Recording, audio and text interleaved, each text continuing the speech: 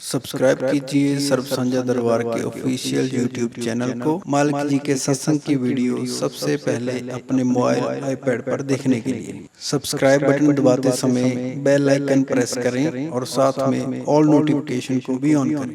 जय माता दी। क्योंकि ਜਿਹੜੇ ਖੁਸ਼ੀ ਦੇ ਪਲ ਹੁੰਦੇ ਆ ਨਾ ਉਹਨਾਂ ਨੂੰ ਯਾਦ ਕਰਦੇ ਰਹਿਣ ਨਾਲ ਹੀ ਜੀਵਨ 'ਚ ਖੁਸ਼ੀਆਂ ਵੀ ਆਉਂਦੀਆਂ ਹੈ।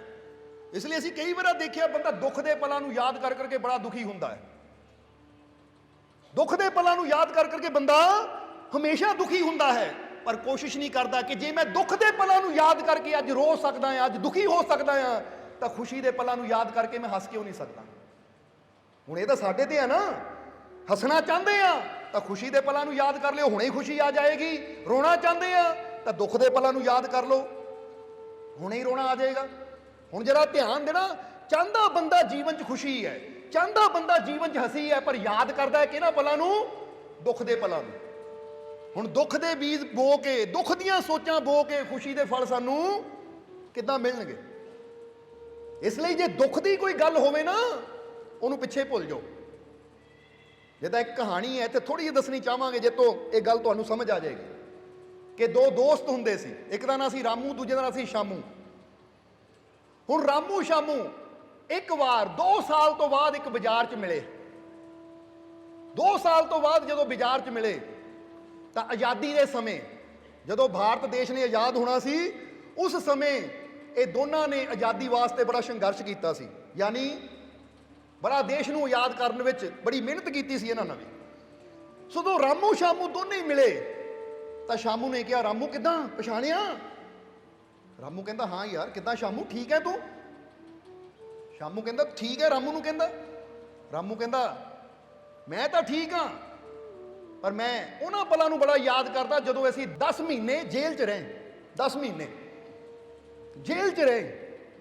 ਉਹ ਜੇਲ੍ਹ ਦੇ ਵਿੱਚ ਅੰਗਰੇਜ਼ਾਂ ਨੇ ਕਿੱਦਾਂ ਸਾਨੂੰ ਦੋਨਾਂ ਨੂੰ ਮਾਰਿਆ, ਕੁੱਟਿਆ, ਕਿੱਦਾਂ ਸਾਨੂੰ ਤਕਲੀਫਾਂ ਦਿੱਤੀਆਂ, ਅੱਜ ਵੀ ਉਹ ਪਲ ਮੈਨੂੰ ਯਾਦ ਆਉਂਦੇ ਹੈ। ਰਾਮੂ ਕਹਿੰਦਾ ਅੱਛਾ ਅੱਛਾ ਯਾਰ, ਮੈਂ ਤਾਂ ਭੁੱਲ ਹੀ ਗਿਆ ਸੀ। 2 ਸਾਲਾਂ 'ਚ ਮੈਂ ਤਾਂ ਭੁੱਲ ਹੀ ਗਿਆ ਸੀ ਕਿ ਅਸੀਂ ਕਦੀ ਜੇਲ੍ਹ 'ਚ ਵੀ ਰਹੇ ਸੀ। ਉਹ ਕਹਿੰਦਾ ਕਮਾਲ ਦੀ ਗੱਲ ਹੈ। ਸ਼ਾਮੂ ਕਹਿੰਦਾ 2 ਸਾਲ 'ਚ ਭੁੱਲ ਗਿਆ ਤੂੰ? ਉਹ 10 ਮਹੀਨੇ ਦੀ ਸਜ਼ਾ ਤਾਂ ਇਦਾਂ ਦੀ ਸੀ ਕਿ ਸਾਰੀ ਜ਼ਿੰਦਗੀ ਨਾ ਭੁੱਲੇ। ਉਹ 10 ਮਹੀਨਿਆਂ 'ਚ ਉਹਨਾਂ ਨੇ ਸਾਨੂੰ ਇੰਨੀਆਂ ਤਕਲੀਫਾਂ ਦਿੱਤੀਆਂ, ਭੁੱਖੇ ਰੱਖਿਆ, ਪਿਆਸੇ ਰੱਖਿਆ, ਕਦੀ ਸਰੀਰ ਨੂੰ ਨੰਗਾ ਕਰਕੇ ਉਹਨਾਂ ਨੇ ਡੰਡਿਆਂ ਨਾਲ ਕੁੱਟਣਾ, ਕਦੀ ਬਰਫ਼ ਤੇ ਲਟਾ ਦੇਣਾ, ਕਦੀ ਕੋਈ ਤਸੀਹੇ ਦਿੱਤੇ, ਕਦੀ ਕੋਈ ਤਸੀਹੇ ਦਿੱਤੇ। ਮੈਂ ਤਾਂ ਅੱਜ ਵੀ ਯਾਦ ਕਰਕੇ ਕੰਬ ਜਾਂਦਾ ਹਾਂ ਕਿ ਉਹ ਜੇਲ੍ਹ ਵਿੱਚ ਕਿੰਨੀ ਤਕਲੀਫ ਝੱਲਣੀ ਪਈ। ਤੂੰ ਕਹਿੰਦਾ ਮੈਂ ਭੁੱਲ ਹੀ ਗਿਆ। ਤਾਂ ਉਸ ਲਈ ਰਾਮੂ ਨੇ ਇੱਕੋ ਹੀ ਗੱਲ ਕਹੀ। ਰਾਮੂ ਕਹਿੰਦਾ ਯਾਰ ਕੀ ਦੱਸਾਂ ਮੈਂ, ਦਰਅਸਲ ਮੈਂ 2 ਸਾਲ ਪਹਿਲਾਂ ਹੀ ਜੇਲ੍ਹ 'ਚੋਂ ਨਿਕਲ ਚੁੱਕਾ ਸੀ, ਪਰ ਤੂੰ ਅੱਜ ਵੀ ਜੇਲ੍ਹ 'ਚ ਹੀ ਬੰਦ ਹੈ। ਗੱਲ ਇਹੀ ਹੈ, ਤੂੰ ਅੱਜ ਵੀ ਜੇਲ੍ਹ 'ਚ ਹੀ ਬੰਦ ਹੈ। ਮੈਂ ਉਹ ਜੇਲ੍ਹ 'ਚੋਂ 2 ਸਾਲ ਪਹਿਲਾਂ ਹੀ ਨਿਕਲ ਚੁੱਕਾ ਹਾਂ, ਕਿਉਂਕਿ ਜਦੋਂ ਮੈਂ ਉੱਥੋਂ ਨਿਕਲਿਆ ਨਾਲ ਹੀ ਬੁਰੀਆਂ ਯਾਦਾਂ ਵੀ ਮੈਂ ਉੱਥੇ ਹੀ ਛੱਡ ਦਿੱਤੀਆਂ। ਕਿਉਂਕਿ ਜੇ ਮੈਂ ਅਗਲੀਆਂ ਖੁਸ਼ੀਆਂ ਨੂੰ, ਮੇਰਾ ਦੇਸ਼ ਆਜ਼ਾਦ ਹੋ ਗਿਆ, ਖੁਸ਼ੀ ਦੇ ਪਲ ਸੀ, ਮੇਰਾ ਦੇਸ਼ ਆਜ਼ਾਦ ਹੋ ਗਿਆ, ਖੁਸ਼ੀ ਦੇ ਪਲ ਸੀ, ਇਸ ਲਈ ਮੈਂ ਅਗਲੀਆਂ ਖੁਸ਼ੀਆਂ ਨੂੰ ਪਾਉਣ ਦੀ ਤਿਆਰੀ 'ਚ ਲੱਗ ਗਿਆ। ਮੈਂ ਅਗਲੀਆਂ ਖੁਸ਼ੀਆਂ ਨੂੰ ਹਾਸਲ ਕਰਨ ਦੀ ਮਿਹਨਤ ਕਰਨ ਲੱਗ ਗਿਆ। ਪਰ ਤੂੰ ਹਾਲੇ ਵੀ ਉਹ 10 ਮਹੀਨਿਆਂ ਨੂੰ ਲੈ ਕੇ ਬੈਠਾ ਆ, ਤੇ ਇੱਥੋਂ ਸਾਫ਼ ਪਤਾ ਲੱਗਦਾ ਹੈ ਕਿ ਸਰੀਰਕ ਤੌਰ ਤੇ ਤਾਂ ਤੂੰ 2 ਸਾਲ ਪਹਿਲਾਂ ਆਜ਼ਾਦ ਹੋ ਚੁੱਕਾ ਆ, ਪਰ ਮਾਨਸਿਕ ਤੌਰ ਤੇ ਹਾਲੇ ਵੀ ਤੂੰ ਜੇਲ੍ਹ ਦੇ ਵਿੱਚ ਹੀ ਬੈਠਾ ਆ। ਹੁਣ ਜਰਾ ਤੁਸੀਂ ਦੇਖੋ, ਤੁਹਾਡੇ 'ਚੋਂ ਕਿੰਨੇ ਜੀਵ ਹੋਣਗੇ ਜਿਹੜੇ ਹਾਲੇ ਵੀ ਜੇਲ੍ਹ 'ਚ ਹੀ ਬੈਠੇ ਆ। ਜੇਲ੍ਹ ਦਾ ਮਤਲਬ ਉਹ ਨਹੀਂ ਕਿ ਉਹ ਜੇਲ੍ਹ ਦਾ ਮਤਲਬ ਇਹ ਹੈ ਕਿ ਅਗਰ ਤੁਹਾਡੇ ਨਾਲ ਕੋਈ ਬੁਰੀ ਘਟਨਾ ਹੋਈ ਹੈ, ਅਗਰ ਤੁਹਾਡੇ ਨਾਲ ਕੋਈ ਦੁੱਖ ਦੇਣ ਵਾਲੀ ਘਟਨਾ ਹੋਈ ਹੈ, ਕੋਈ ਮਾੜੀ ਗੱਲ ਹੋਈ ਹੈ, ਔਰ ਤੁਸੀਂ ਅੱਜ ਵੀ ਉਹਨੂੰ ਯਾਦ ਕਰਕੇ ਦੁਖੀ ਹੋ ਰਹੇ ਹੋ, ਤੇ ਇਹਦਾ ਮਤਲਬ ਹਾਲੇ ਵੀ ਦੁੱਖ ਦੀ ਉਹ ਜੇਲ੍ਹ 'ਚ ਹੀ ਬੈਠੇ ਹੋ ਤੁਸੀਂ। ਹੁਣ ਕਿੰਨਾ ਕੁ ਚਿਰ ਤੱਕ ਉਹੀ ਗੱਲ ਨੂੰ ਸੋਚ ਕੇ ਅੱਜ ਵੀ ਦੁਖੀ ਹੋਈ ਜਾਓਗੇ? ਕਿੰਨਾ ਕੁ ਚਿਰ ਤੱਕ ਉਸੇ ਗੱਲ ਨੂੰ ਯਾਦ ਕਰ ਕਰਕੇ ਅੱਜ ਵੀ ਆਂਸੂ ਬਹਾਈ ਜਾਓਗੇ? ਜੇ ਇੱਦਾਂ ਹੀ ਜ਼ਿੰਦਗੀ ਚਲਾਣੀ ਹੁੰਦੀ ਤਾਂ ਫਿਰ ਪ੍ਰਮਾਤਮਾ ਨੇ ਨਵਾਂ ਦਿਨ ਸਾਡੇ ਵਾਸਤੇ ਰੱਖਣਾ ਹੀ ਨਹੀਂ ਸੀ, ਨਵੇਂ ਪਲ ਰੱਖਣੇ ਹੀ ਨਹੀਂ ਸੀ। ਫਿਰ ਪ੍ਰਮਾਤਮਾ ਨੇ ਕਹਿਣਾ ਇੱਕੋ ਹੀ ਦਿਨ ਬਹੁਤ ਹੈ, ਇਹ 'ਚ ਘੁੰਮੀ ਜਾਓ ਭਾਈ। ਪਰ ਪ੍ਰਮਾਤਮਾ ਨੇ ਹਰ ਪਲ ਨਵਾਂ ਬਣਾਇਆ, ਹਰ ਦਿਨ ਨਵਾਂ ਬਣਾਇਆ, ਹਰ ਹਫ਼ਤਾ, ਹਰ ਮਹੀਨਾ, ਹਰ ਸਾਲ ਨਵਾਂ ਬਣਾਇਆ। ਇਸ ਲਈ ਤਾਂ ਕਿ ਅਸੀਂ ਪੁਰਾਣੀਆਂ ਯਾਦਾਂ ਨੂੰ ਭੁੱਲ ਕੇ, ਪੁਰਾਣੇ ਦੁੱਖਾਂ ਨੂੰ ਭੁੱਲ ਕੇ ਆਉਣ ਵਾਲੇ ਨਵੇਂ ਕੱਲ ਦੀਆਂ, ਨਵੇਂ ਦਿਨ ਦੀਆਂ, ਨਵੇਂ ਪਲ ਦੀਆਂ ਤਿਆਰੀਆਂ ਕਰ ਸਕੀਏ। ਕਿਉਂਕਿ ਕੀ ਪਤਾ ਆਉਣ ਵਾਲਾ ਕਿਹੜਾ ਪਲ ਖੁਸ਼ੀਆਂ ਭਰਿਆ ਹੋਣਾ ਹੈ। ਪਰ ਆਉਣ ਵਾਲੇ ਪਲ ਦੀਆਂ ਖੁਸ਼ੀਆਂ ਨੂੰ ਅਸੀਂ ਫੇਰ ਹੀ ਸੰਭਾਲ ਸਕਦੇ ਅਗਰ ਪਿਛਲੇ ਦੁੱਖਾਂ ਨੂੰ ਛੱਡਾਂਗੇ।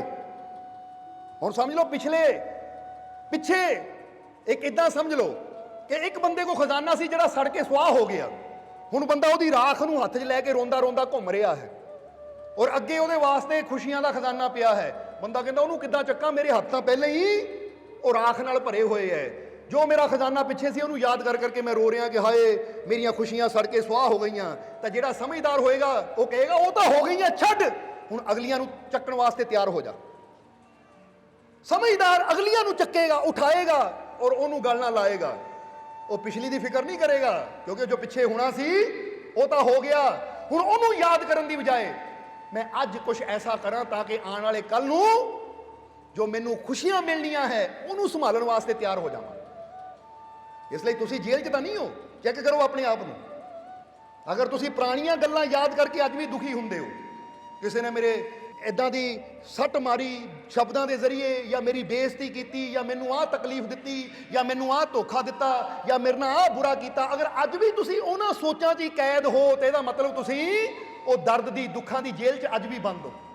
ਔਰ ਯਾਦ ਰੱਖੋ ਤੁਹਾਡੇ ਜੀਵਨ 'ਚ ਉਦੋਂ ਤੱਕ ਖੁਸ਼ੀ ਨਹੀਂ ਆਏਗੀ ਜਦ ਤੱਕ ਇਹ ਜੇਲ੍ਹ ਦੀਆਂ ਦੀਵਾਰਾਂ ਨੂੰ ਤੋੜੋਗੇ ਨਹੀਂ।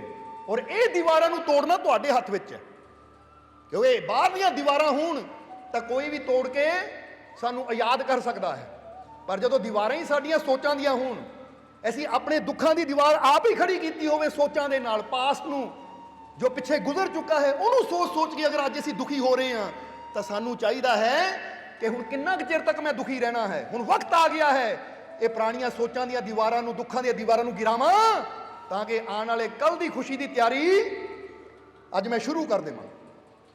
ਕਿਉਂਕਿ ਖੁਸ਼ੀ ਦੀ ਵੀ ਤਿਆਰੀ ਕੀਤੀ ਜਾਂਦੀ ਹੈ। ਤੁਹਾਡੇ ਘਰ 'ਚ ਸ਼ਾਦੀ ਹੁੰਦੀ ਹੈ, ਸ਼ਾਦੀ ਨੂੰ 10 ਦਿਨ ਰਹਿ ਗਏ ਆ, ਤੁਸੀਂ ਤਿਆਰੀਆਂ ਅੱਜ ਹੀ ਸ਼ੁਰੂ ਕਰ ਦਿੰਦੇ ਹੋ। ਬੋਲੋ ਕਰਦੇ ਹੋ ਕਿ ਨਹੀਂ? ਪੁੱਛੋ ਭਾਈ ਕਾਹਦੀਆਂ ਤਿਆਰੀਆਂ ਹੈ? ਉਹ ਸਾਡੀ ਗੁੱਡੀ ਦਾ ਵਿਆਹ ਹੈ, ਜਾਂ ਸਾਡੇ ਬੇਟੇ ਦਾ, ਲੜਕੇ ਦਾ ਵਿਆਹ ਹੈ, ਉਹਦੀਆਂ ਤਿਆਰੀਆਂ ਚੱਲ ਰਹੀਆਂ ਹੈ। ਇਹਦਾ ਮਤਲਬ ਖੁਸ਼ੀ ਦੀ ਵੀ ਤਿਆਰੀ ਪਹਿਲਾਂ ਹੀ ਕਰਨੀ ਪੈਂਦੀ ਹੈ। ਹੁਣ ਤੁਸੀਂ ਜੇ ਜੀਵਨ 'ਚ ਖੁਸ਼ੀ ਚਾਹੁੰਦੇ ਹੋ ਤਾਂ ਸੱਚ ਦੱਸਿਓ, ਤੁਸੀਂ ਖੁਸ਼ੀ ਨੂੰ ਪਾਉਣ ਨੂੰ ਤਿਆਰੀ ਕਰਦੇ ਹੋ? ਪਲੈਨਿੰਗ ਹੈ ਖੁਸ਼ੀ ਨੂੰ? ਤਾਂ ਹੀ ਤਾਂ ਖੁਸ਼ੀ ਸਾਡੇ ਘਰ ਆਂਦੀ ਨਹੀਂ, ਕਿਉਂਕਿ ਖੁਸ਼ੀ ਪਹਿਲਾਂ ਹੀ ਦੇਖ ਲੈਂਦੀ ਹੈ ਕਿ ਇਹਨੇ ਤਿਆਰੀ ਨਹੀਂ ਕਰ ਰਿਹਾ ਤੇ ਇਹਦਾ ਮਤਲਬ ਇਹਨੂੰ ਚਾਹੀ ਨਹੀਂ ਹੈ ਮੇਰੇ ਆਉਣ ਦਾ, ਇਹਨੂੰ ਸ਼ੌਕ ਹੀ ਨਹੀਂ ਹੈ ਮੇਰੇ ਘਰ ਜਾਵਾਂ, ਇਸ ਲਈ ਤਾਂ ਇਹ ਰੋਂਦੀ ਹੈ ਸ਼ਕਲ ਬਣਾ ਕੇ ਬੈਠਾ ਹੈ। ਬੋਲੋ ਸਮਝਦੇ ਹੋ ਕਿ ਨਹੀਂ? ਤੁਸੀਂ ਮੁਸਕਰਾਣਾ ਸਿੱਖੋ, ਹੱਸਣਾ ਸਿੱਖੋ, ਵਿਸ਼ਵਾਸ ਕਰਨਾ ਸਿੱਖੋ ਕਿ ਮੈਨੂੰ ਵਿਸ਼ਵਾਸ ਹੈ ਕਿ ਆਉਣ ਵਾਲਾ ਸਮਾਂ ਮੇਰੇ ਵਾਸਤੇ ਖੁਸ਼ੀਆਂ ਭਰਿਆ ਆਏਗਾ, ਮੈਂ ਉਹਦੀ ਤਿਆਰੀ ਕਰ ਰਿਹਾ ਹਾਂ। ਤਾਂ ਯਾਦ ਰੱਖੋ ਜਦੋਂ ਇਹ ਵਿਸ਼ਵਾਸ ਇਨਸਾਨ ਰੱਖਦਾ ਹੈ ਤਾਂ ਰੱਬ ਆਪਣੀਆਂ ਰਹਿਮਤਾਂ ਦੇ ਦਰਵਾਜ਼ੇ ਖੋਲ ਦਿੰਦਾ ਕਿ ਦੇਖ ਉਹ ਮੇਰੇ ਬੱਚੇ ਨੂੰ ਵਿਸ਼ਵਾਸ ਹੈ ਕਿ ਮੇਰੇ ਜੀਵਨ 'ਚ ਖੁਸ਼ੀਆਂ ਆਣਗੀਆਂ, ਇਹ ਖੁਸ਼ੀ ਉਹ ਜਾਓ ਔਰ ਉਹਦਾ ਜੀਵਨ ਖੁਸ਼ੀਆਂ ਨਾਲ ਭਰ ਦਿਓ। ਤਾਂ ਹੁਣ ਇੱਕ ਬੰਦਾ ਬੈਠਾ ਹੀ ਹਾਏ ਕੱਲ ਦਾ ਦਿਨ ਪਤਾ ਨਹੀਂ ਕਿੱਦਾਂ ਦਾ ਹੋਣਾ ਹੈ, ਕੱਲ ਨੂੰ ਪਤਾ ਨਹੀਂ ਮੇਰੇ ਨਾਲ ਕੀ ਮਾੜਾ ਹੋ ਜਾਣਾ ਹੈ, ਕੱਲ ਨੂੰ ਪਤਾ ਨਹੀਂ ਮੇਰੇ ਨਾਲ ਕੀ ਬੁਰਾ ਹੋ ਜਾਣਾ ਹੈ। ਤਾਂ ਹੁਣ ਇਦਾਂ ਦੇ ਘਰ ਖੁਸ਼ੀਆਂ ਆਣਗੀਆਂ ਕਿਉਂਕਿ ਰੱਬ ਨੇ ਕਹਿਣਾ ਤਿਆਰੀ ਕੋਈ ਨਹੀਂ ਹੈ। ਫਿਰ ਇੱਕ ਵਾਰ ਤੁਹਾਨੂੰ ਦੱਸਾਂਗੇ, ਤੁਹਾਡੇ ਘਰ ਇੱਕ ਮਹਿਮਾਨ ਨੇ ਵੀ ਆਣਾ ਹੋਵੇ ਨਾ, ਉਹਦੀ ਵੀ ਤਿਆਰੀ ਤੁਸੀਂ ਕਰਦੇ ਹੋ ਜਾਂ ਨਹੀਂ?